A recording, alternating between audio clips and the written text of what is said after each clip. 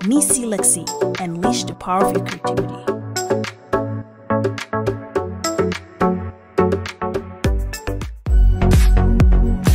Any volunteers? You guys want to take it up? Yeah. So for the compounding one, we came up with, he works with real estate and planning, so market. So we have come up with common mistakes to avoid for first-time home buyers. So that would be a compounding one. And the decaying one, we came up with everything you need to know about the 2023 housing market. That's very good. Cool. Awesome. The next group? Anybody want to volunteer? Yeah, you can say.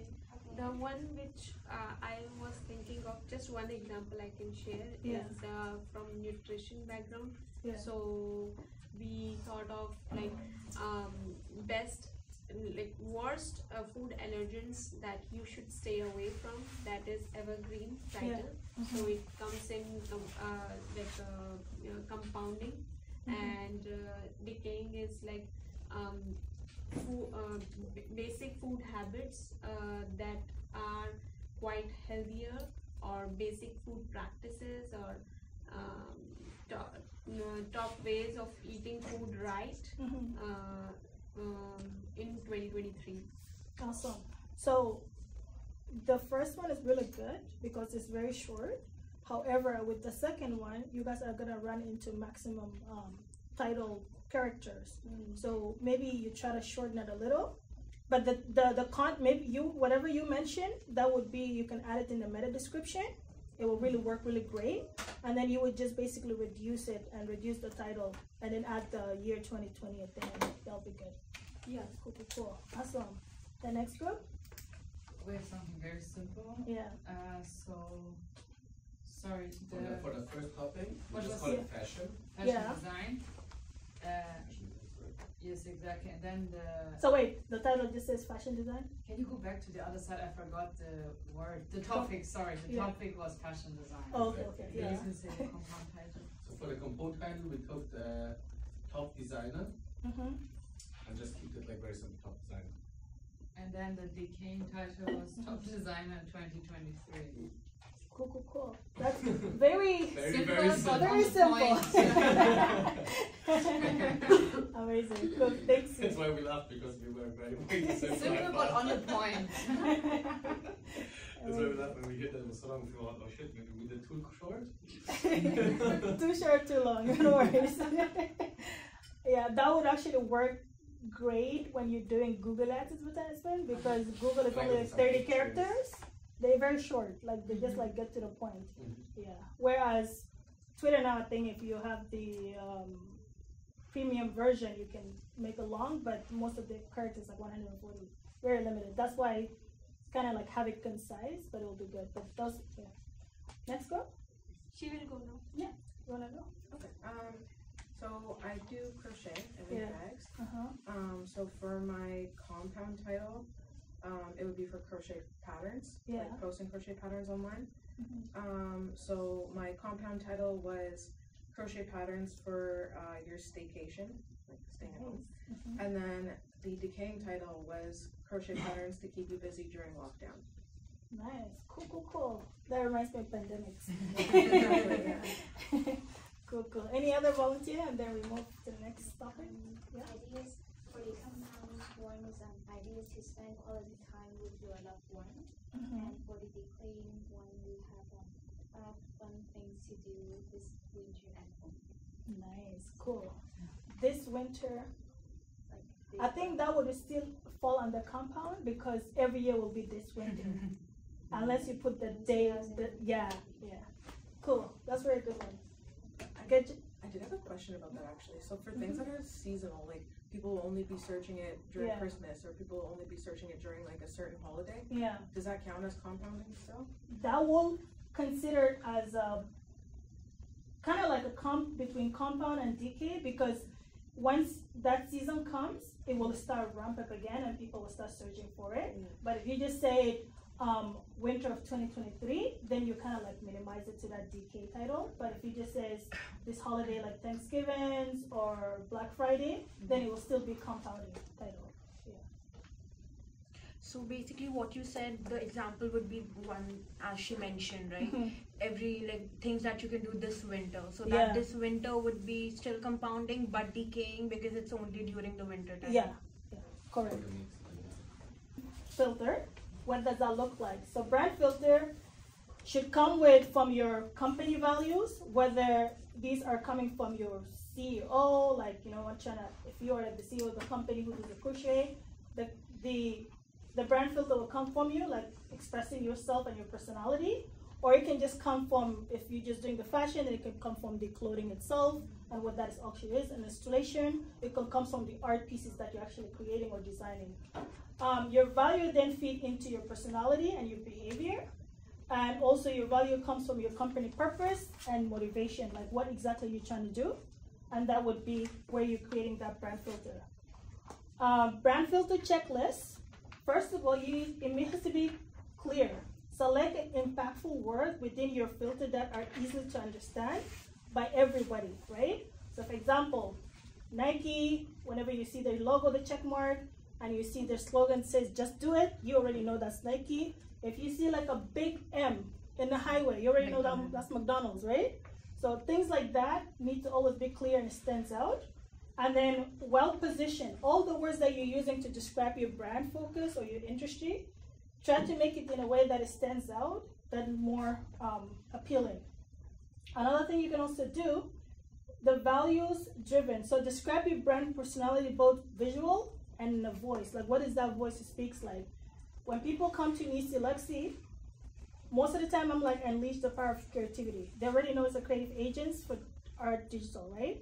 And every single slide you guys have seen here is either have that bird with that Lexy in it, or it's brown and black text, and you guys already know the orange. So it's that consistency in your brand have to go everywhere you go. Whether it's like you're writing, what's it called?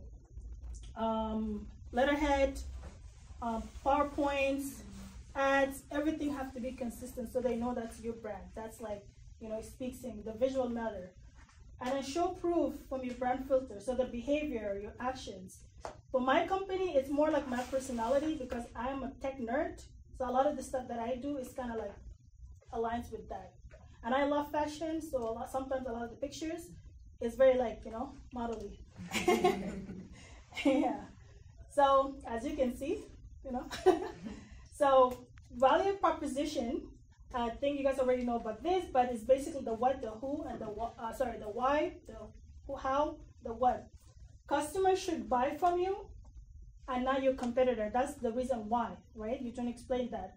And then how, your product or service, what does the product and service actually solve them? Like, does that make their life easier? Is it more convenient? What does it actually do to them? Does it make them feel happy? Like, for example, with your crochet, right?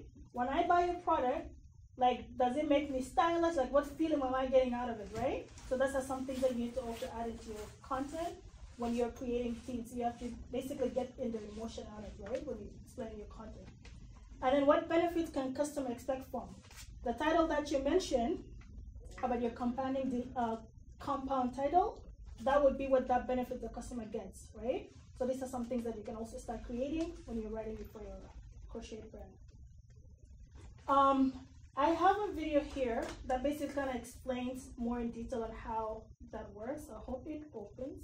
Basically understood what he was trying to go with that. It's basically focus a lot on your why, and then your how and what becomes a little bit easier for your. Just add one piece. Yeah. Simon said he's an amazing guy. I think he's got 3 books out now that are all bestsellers. Start with the Why is one of those books that I keep in my cupboard because it's one of those books I would strongly suggest you read it. We have 10 copies in the library, so if you haven't read it, it's in the library and available as a download. Great book. Good book. Yeah. Very good. And just a little plug, you guys can go on our Instagram page, and in our link tree, it has a link to all of the recommended books. Amazing. So step 2, now we're going to be focusing on creating your personal brand fabs, which is the fab statement. So the feature, advantage, and the benefit, right? Now that you know your why for your products, now you're going to have to explain the fabs statement of it. facts about your brand, products or service, advantage of the feature that you offer, and the benefit. Why should a user actually buy your product or come to your event if you're an event planner? Or if you're real estate, why should I come and buy a home from you as opposed to another realtor, right? So these are 3 more important things that you need to add when you're considering on doing any content or any ad copies. So for example here, the FAB statement here, for these shoes by Nike, it says pressure maps outsole. The advantage is that outsole provides a targeted cushioning, and then the benefit is super softens and you hardly feel the ground. That's basically what it's trying to do here. This is a very, very strong piece. If somebody doesn't even like Nike, but they're having probably like foot problem, they want to like, you know, their foot is not, like their shoe is not comfortable, then more than likely they're going to go and actually purchase a Nike shoes because of the fab feature here that he mentioned it here, right? Another thing is with Uber. How many of you guys actually use Uber? Probably everybody, right? Stranger danger, but we get in the car. I remember the time when my mom's like, don't get into anybody's random car, but now we actually order them. But that was the marketing, right? Who created that? Taxi companies. Right? Yeah. Because it was no more dangerous getting into an Uber. In fact, you knew who the Uber one was because they were registered, where that taxi wasn't. Yeah. But that was absolutely a whole marketing thing at the time for taxis to say, it's too dangerous, don't be taking Uber, you don't know whether the car's going to get there or not. Yeah. Normally they were in better conditions than the taxi ever was. Yes, and then when it comes to the context of it, or the content of it, Uber app just says, tap the app, get a ride. Very simple, right? Makes it more convenient, easy to use.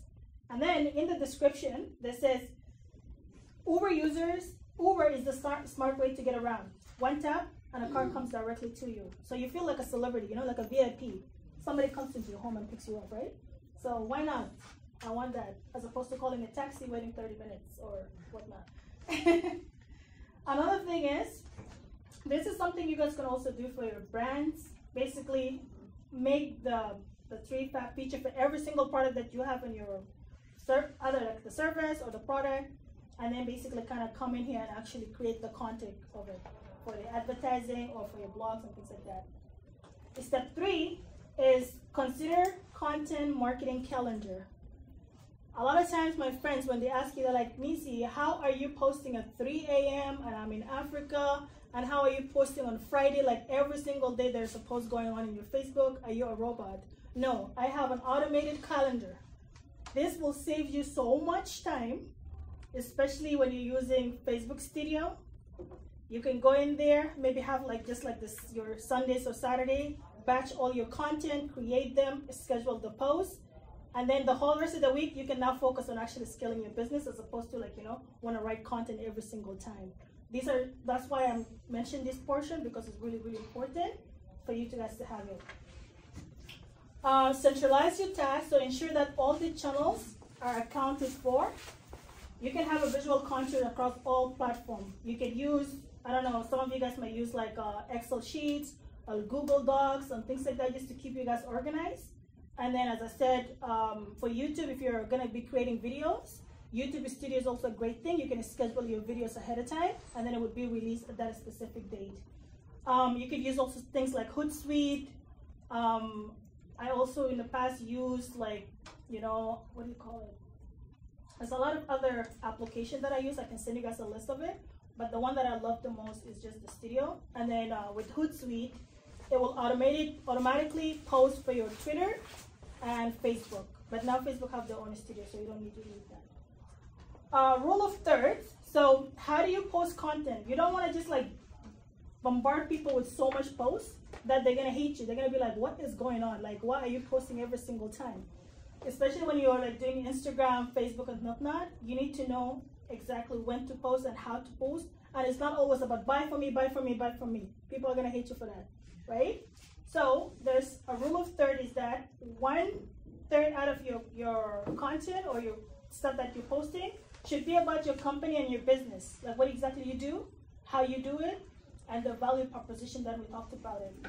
And then the 1/3 of it should be like you actually sharing created content from your industry. So they might be like an article on Forbes or some high level, like, newsletters that are talking about your industry, talking about your service. You can also share that in your social media. And then you can also create an original content that's like a human specific, to talk more about how-to stuff, benefits of the products and things like that, as opposed to always doing sales. And then after that, you can then post about your promotional content. Like maybe there's a Thanksgiving sale. If you're in the United States, I believe next week they're doing a Black Friday, Thanksgiving and stuff. So you can start creating things around that if you're targeting Americans. Yeah, so always consider the holiday seasons. Consider that, you have to switch your copy, and then also the time of the day. Then initially when you're starting, you might need to kind of post randomly just to kind of get a vibe of how people are interacting with your posts. Once you view analytic is super important. I'm a very data-driven girl, so always go back to analytic, and kind of analytic will tell you a story. How people are reacting with your posts, how many shares are you getting, and also the sales, the conversion sales. Once you understand that, start creating copy and ads that are aligned to that audience that are basically interacting with you, because you don't want to target the entire world. Spend your budget for people that simply will look at your ad and leave. You want to target to people that will actually purchase from you and actually interested about your brand. Okay?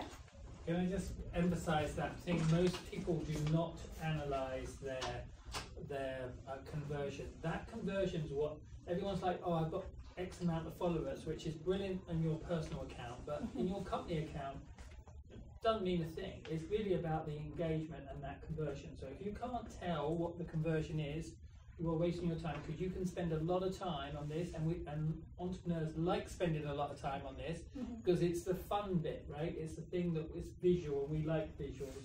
But if it's not key to your strategy, it's pointless. You'll spend a lot of time. Yeah. No one likes the analytics because it's data. And I used to get a lot of complaints from customers. Google's like, Google's just taking my money. I want a refund on credit. I'm like, no, let's look at your keywords, where you're spending your money, and look at your audience and your traffic. What are you actually driving? Are you driving relevant traffic, or are you just driving people that clicking on your ad and getting your ad spent? So these are something you need to consider. That's why analytics becomes very important tool for you to review. All the channels that are applicable for your business, you could use, like Twitter has analytic, Facebook have analytic, Instagram, LinkedIn, your blog, landing pages if you're using Wix or WordPress. All of these have like analytic at the back end that you can actually see and monitor things. Sometimes you might be getting a lot of traffic, views from your website from like specific countries, but this country might not be like relevant to you because you don't actually ship international. So why are you continuing on spending ads and like your hard-earned time and things like that, trying to drive traffic to these countries, right? So these are some things you also need to analyze and make sure that you're staying course or ahead of the game.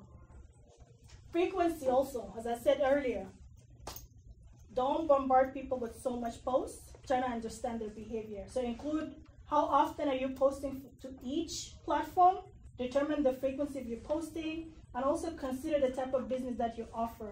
If you're really doing like something that it's more of a business like, maybe you wanted to not post so much on Facebook. You want to be more on LinkedIn because this is where the C-level people are. This is more the decision maker. And if your business is aligned with those audience, you need to be more there as opposed to other social network. Successful posting frequency will always depend on the testing. You have to test it. Always a matter of A/B testing. And you always hit things until it's stick in the wall, and then you basically find the one that works and make more of those ones. Structure, you could do daily, weekly, or monthly. As I said, you can use Excel sheet, color codes, presentation like PowerPoint, or easy to use flow, anything that works with you. And if you're an old school, then you can use a note, paper, and pencil, but that's going to take a while for you. Content publishing date. So each piece of the content should have a specific corresponding date to what you wanted to publish. For example, for me, I have 3 different shows on YouTube. On Thursdays, where I do like live interview with entrepreneurs, I will interview them and I'll post them on Thursdays. Friday, I will talk about Boss Up Girls with Me. This is mostly dedicated to like female who wanted to be entrepreneurs, and we will talk about networking and all the other benefit stuff. Then Saturday is where I talk about digital marketing. So if you have this type of schedule and people know exactly when to come to your page or when to come to your business website for specific things, it'll make it a lot easier. They'll be like, okay, every Thursday I want to go to, let's say, your website because this is what you're going to be releasing. Same thing for you. Maybe you're doing like an Instagram live about how to do crochet, sewing and things like that. Maybe you can make it like a weekend and get chit chat with me or something like that. People know that every weekend they have to come and actually watch you like do the crochet live. Yeah, so these are some things that you need to consider when you're building your brand. And for you, for the fashion, maybe you have a specific date that you want to do like get ready with me, girls like fashion tips. Then you can come live or you can create videos around that and people are more likely to be coming every week for it as well. Cool. Same with the art. Every single brand, just find a specific day you do your content. Where to start posting? You can start posting once a week for blogging. 2 posts per week on LinkedIn or Facebook. These are just great start, and this will give you like enough data to start like analyzing what works and what doesn't work.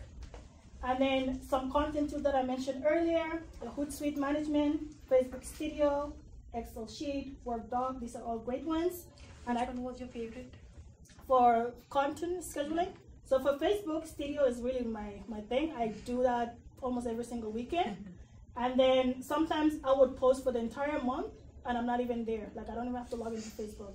But everybody sees my post going live. Yeah. And good thing about Facebook Studio, it posts on Instagram and Facebook. So you're hitting 2 birds with 1 stone. So things like you can set it up before, or? Yeah. Wow. Yeah. So like and it's about creating consistency. We had an alumni member who, Nicole, Nicole is a YouTuber, and her consistency is that at 3 p.m. on Monday, Wednesdays, and Fridays, she puts out content, right? So it's all done so that, again, it's about making sure that consistency stays at the forefront. It's no good being hot and cold with social media. Yeah. And one thing about the social media audience, their attention span is very short. So if they don't find you in like this week, next week, they're gonna move on to the next person. So that's why you have to be consistent, as Neil said. Any questions so far? Is the studio free? Yeah, it's free, but it is free. No, I think we use Hootsuite. We've used Hootsuite in the past. Hootsuite is a Canadian product. Ryan Holmes, based out of Vancouver, it's a brilliant product. But it's expensive. Is it an extra app or can you just click on it on? For Facebook? Yeah. So if you're using it on computer, you can just, it's actually within the website itself, but if you're using it on your phone, you have to download an app called Studio, Can you just show us the desktop version? The desktop version? Yeah. Is it possible? Let me open my computer.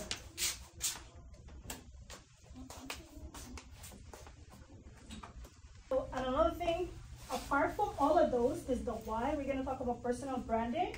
So, feature of branding is always personal. A lot of companies now are trying to like introduce the personal branding. Now you go on Facebook, you see all the ads about personal branding. Why does that matter? It's because if people are able to understand you, understand what you actually do, and the value that you're giving to them, they're more than likely to resonate with you and actually end up buying from you. And then another thing you can also do, like a lot of products that are like sustainability, organic, and things like that. These are now becoming like a popular thing. So especially when clothing, like what type of material are you using? Are you using like something that is eco-friendly? Are you socially conscious with the stuff that you're doing? If you mention those on your copy, on your content, people are more than likely to support you and actually buy from you, as opposed to just you trying to do or have a brand that have a lot of ethical issues behind it, or how you manufacture it. So mention all of those as well in your stuff. Establish your personal brand and how to use a story to pitch your personal brand and in unique detail. So think about, I have a whole actually lecture. It's like a 1 hour long video on personal branding. I can send it to Neil and he maybe can email it to all of you guys. And also I have one on SEO, how to be like better optimize your website with SEO. It's great to have the foundation and the basic knowledge, especially a lot of you guys are starting out. You don't have necessarily like the funds to hire somebody to do it for you. So it's best if you can know the basics of it and you can add it to it. This is all for my session today, but yeah, I'm more than happy to help you guys in any future stuff you guys want. And my email is Neecee Lexy, unleash the power of your creativity.